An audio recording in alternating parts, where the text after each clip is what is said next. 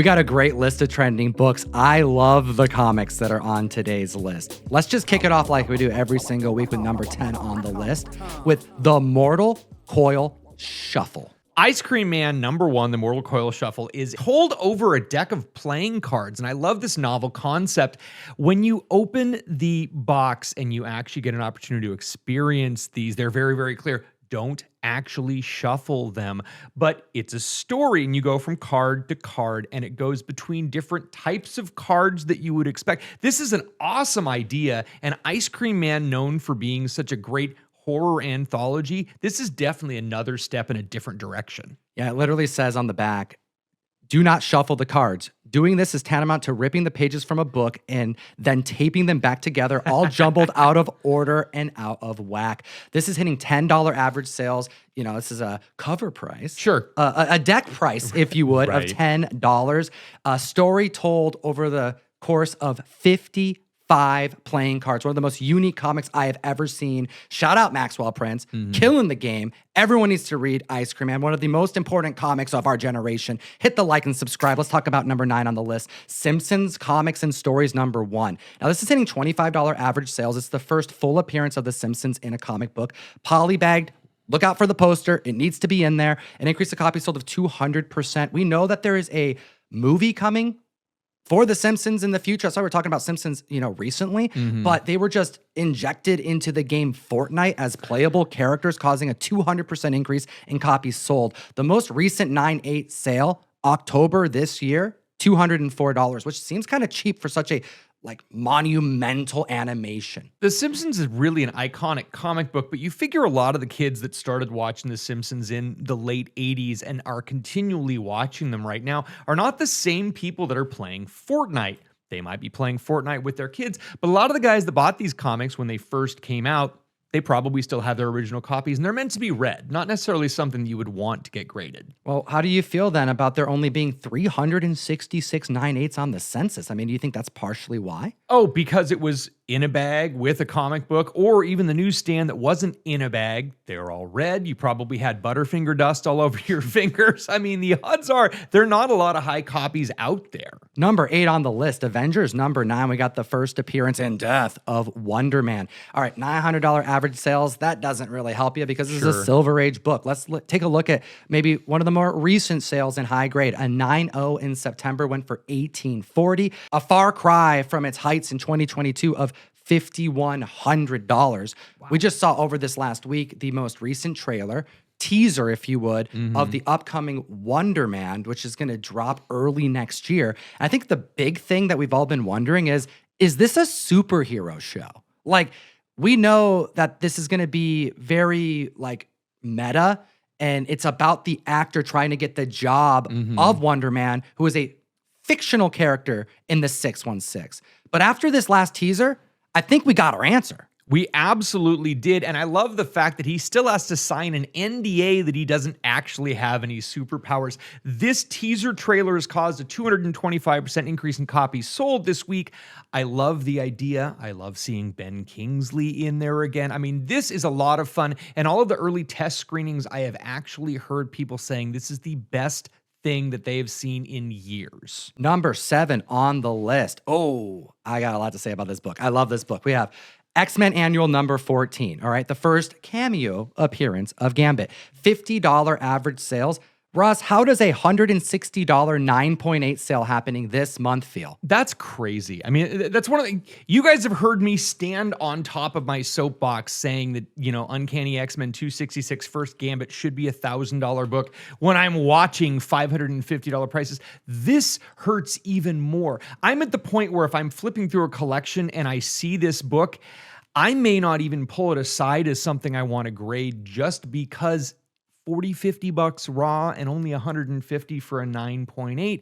That's really, plus it's a tough one. It's a square bound. There's a lot of times you're just going to get a 9.2 on this book, and it's not even worth sending in. 130% increase in copies sold. Channing Tatum was talking to Deadline about his upcoming appearance as Gambit in Avengers, I almost said Endgame, Avengers Doomsday. Yep. And he said he's going to be in it. There's a shit ton of action. Right. And he's going to be toning down his accent a little bit, which I actually think that that's probably a good sign. It means Sure. he's trying to take it a little bit more seriously, and because he probably wants to see more of this character, which makes sense to me. Here's the thing. We're getting Gambit news. We have X-Men 97 season 2 coming, Right. which is going to largely feature a return of Gambit, likely as the Horseman of Death, right? Right. So Gambit's all the rage. The book that's trending isn't his first full appearance that everyone really cares about. It's this book. I suspect this book is trending right now because the prices are too low. Otherwise, we would see 266 on the list. I wholeheartedly agree. This book is more readily available. This one is that you're just going to find out in the wild because people know 266. They have ferreted away and are probably holding on to 266 for this news, and that's why you're seeing more of these spiking this week. This is what he said. This is going to be the biggest movie of the next year and maybe even the next 10 years. The scope of it, what they're trying to do, what the Russos have cooked up. When I read it, I was just like, how are they going to do this? Number 6 on the list. Ooh, dude, I love this comic book. Everyone needs to read this comic book. We got Matt Fraction. We got Batman #1. Remember that polybag that came out? I think it caused a lot of copies to sell. When this book was released, it was riding the blind bag hype, and they would continue that with DCKO, I think that may have done this book a disservice because people bought it for a different intention.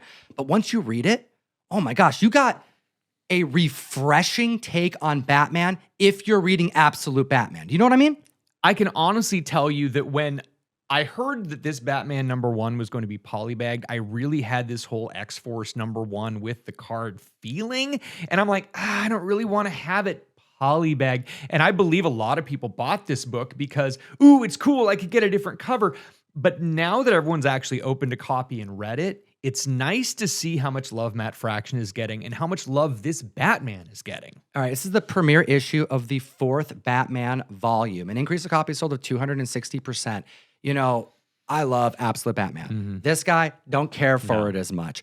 But I imagine one of the reasons why you don't care for it as much is because it's so action-packed and extreme, right? Like the villains from Batman's Rogues Gallery are like monsters, abominations, It's loud, it's stressful to read. You're like, it's so intriguing that people are going all in and it's giving it comic of the year vibes.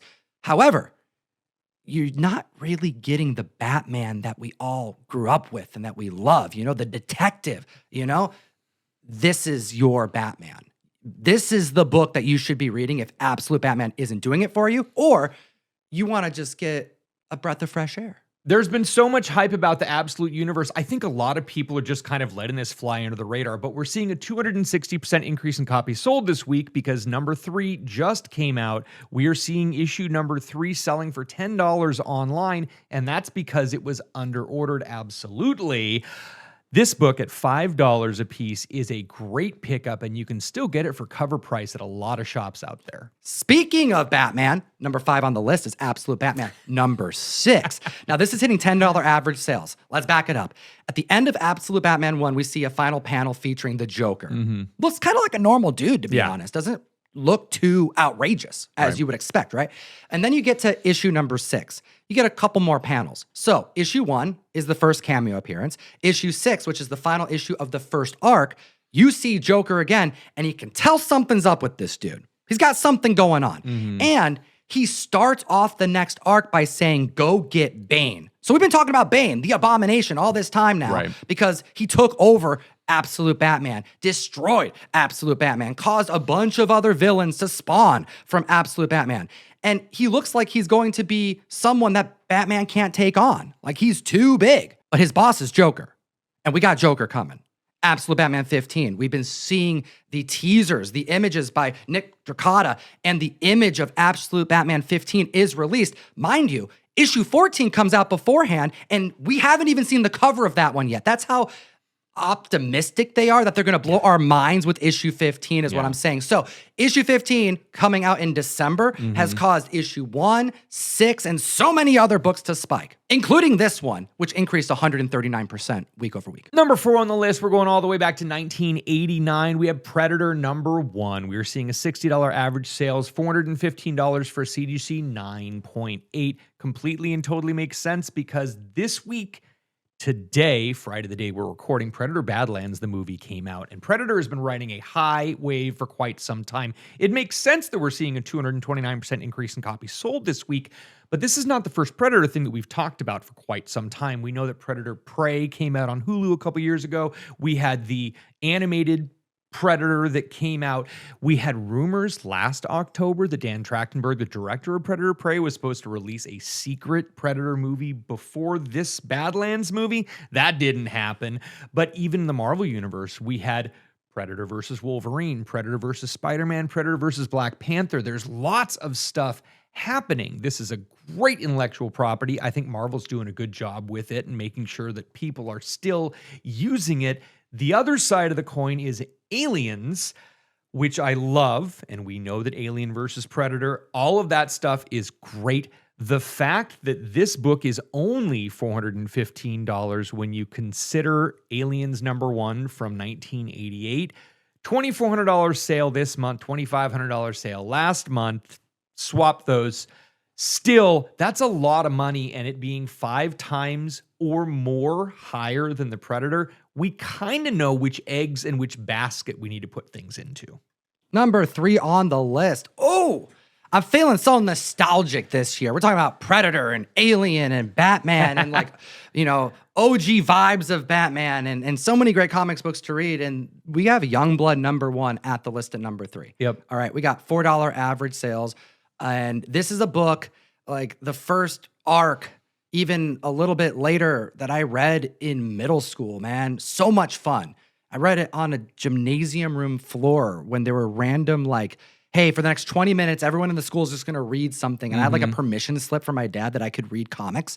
And the teachers hated it, but my dad's like, no. He has permission to read comics. It's important. So I read Hellblazer and I read Youngblood and I freaking loved it. And we got Youngblood coming back. And I think a lot of people don't realize that Youngblood had a weird, history as it pertains to like consistent releases because the IP changed hands of ownership in the 90s. And then Rob wasn't a part of it. And then people didn't really care because Rob wasn't a part of it. Right. Well, 2025 in November, Youngblood #1 comes back by Rob Liefeld through Image freaking Comics. This is completely and totally cool. And normally I talk about the 12-year-old. This is actually the 13-year-old in 1992. This was such a monumental thing to go in and see all of these early Image comics, Youngblood 0, Youngblood 1, Youngblood Strike File. These were the ones that you walked into the shop and you knew, I'm going to pay $1.95 for that comic book and I'm going to like it. It's going to be colorful. It's going to be bright. It was so different from anything else we had seen. And there's a wave of nostalgia right now. And that's why this book, we're seeing $4 average sales, $100 for CGC 9.8, 325% increase in copies sold this week.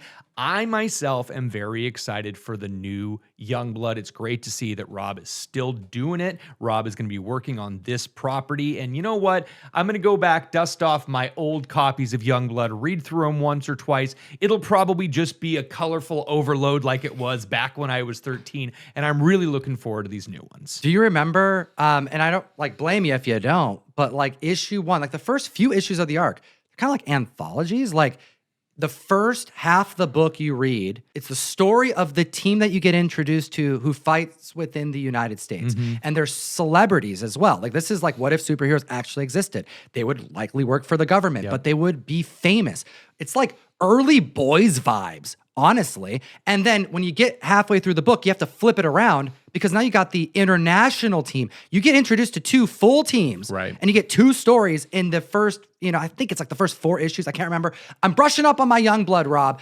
Also, I teamed up with Rob Liefeld. Our very first cover we've ever done together, Youngblood #1. It's a 1 per box in the mystery mail call. We have been putting this box together since my early garage days. We used to assemble this box in my garage. Some time ago, yeah. And you guys are the way that we have been able to get this far with not just the mail call, but with all of our content. This is what funds our YouTube content creations. And we appreciate every single member. Doing this for over 7 years, every 29 days. My goal is to pack a box with the dopest comics I can make and find and hook up. That way you guys can support the show, but we can be your dealers. And this month, Rob's helping make that possible. So shout out to Rob Liefeld. And I want to also throw this out there. I'm having my first interview conducted with Rob next Friday. and I'm kind of prepping for it. Very cool. And I would love to know what the community wants me to talk to him about. If you guys have any questions about Youngblood, about anything that he's done, throw it in the comment section below. We'll shout you out in the video. I want to make some content with Rob, but I also want to answer your guys' questions. Moving on to number 2 on this list, another one of the most important comic books to me that influenced me heavily. Also on that gymnasium room floor, we have V for Vendetta number 1. $25 high average sales, $127 for a CGC 9.8. I mean, obviously, remember the 5th of November. Right. There's a handful of like anniversary books that spike throughout the year, and this is one of them. We talk about this book every single year. I have a tattoo of V on my bicep. It was one of my first tattoos I ever got. And it's not because of any like Mr. Robot thing. I just love this Alan Moore work, just like I love Watchmen. I read these books every single year. You mentioned earlier on the list, when you find that X-Men Annual 14, there's a part of you that just doesn't want to sell it because you don't like the price. I feel like that with this book. This is one of the hardest books to sell for me because I want to hoard it. I don't care what the price is. When you get a set of them, I'd never want to let it go. And I end up stockpiling them and then just like eventually doing something with it. But I think I have like 3 sets of it right now. And I should have listed it 3 months ago in anticipation for November, but I just don't care because this book is so beloved to me. Everyone needs to read this comic book. It changed the game for how comic books were written. And let's move on to the hottest book in the world. With an increase in copies sold for 1,067%, that means number 1 on the list has to be an absolute banger. Absolute Batman Annual number 1. $18 average sales for an open-to-order book that came out a week ago? Oh, it's written and drawn by Daniel Warren Johnson. Well, that's a cool thing. And I love Daniel Warren Johnson annuals because the way you subscribe to them, a lot of places won't get them for you unless you make a specific order. So I have a feeling that not only is it because the content is good and everyone wants to know what's happening in the absolute Batman world, there are going to be a lot of people out there whose LCSs didn't order enough of those books for them. Well, this right here has a story that is already being deemed as controversial. It says on Key Collector, controversial story with Batman fighting white supremacists. That's on the cover A. He's going up against them. And, it is action-packed. Batman's doing straight-up wrestling moves. But no surprise, because it's being drawn and written by Daniel Warren Johnson, at least the first story. But what's really cool about this book is that, you have this crazy fight sequence, of course. And I don't want to, spoil anything. You need to read this. But at the end of this story, you do get the origin of this tank of a Batmobile. I mean, it's the absolute universe, so it's got to be extreme. Speaking of which, we talked about Youngblood earlier. Yep. That freaking started the extreme shit. You know what I mean? It did. It really did. Extreme Studios, yes. I mean, I'm kind of getting, actually, Rob needs more love here because like this whole absolute Batman is like taking that idea to that extreme amount. And he really was the one who pioneered it. Just like back in the 90s, all the way until now, it is great to see so many creators pushing the boundaries and giving us things that maybe we don't necessarily like, but they are going to the edges, to the extremes, to the absolute of all of these comic books. And that's why more people need to be reading these books. Let me know what you think in the comment section below. Do you like it like me? Do you not like it like Russ? Do you read the Matt Fraction run right now and go, this is my Batman? Or you read both? I'm reading both. I want to know your thoughts. And of course, as always, geek responsibly. Read Ice Cream Man. Enough said. And that's the end of the video. If your phone number ends in 6058 or your name is Mark Tran, check your phone. They won a copy of our Deadpool Batman David Nakayama variant. And if you want to be part of all of our giveaways that we do a lot of them every week. Join the SMS group, our text message group found on comictom.com. Link in the description. You put your phone number and you keep up with all of our like exclusive drops and stuff that we do. But most important, it enters you to be in all of our giveaways. This is where we source all of the winners from. And you don't even have to watch the show. You can just like be watching this right now and put your phone number in and then never watch us again. And you may get contacted 2, 3, 5 years from now. I don't think I'll ever stop doing this. So, maybe you'll get a comic book from us. Join the community. And of course, have a great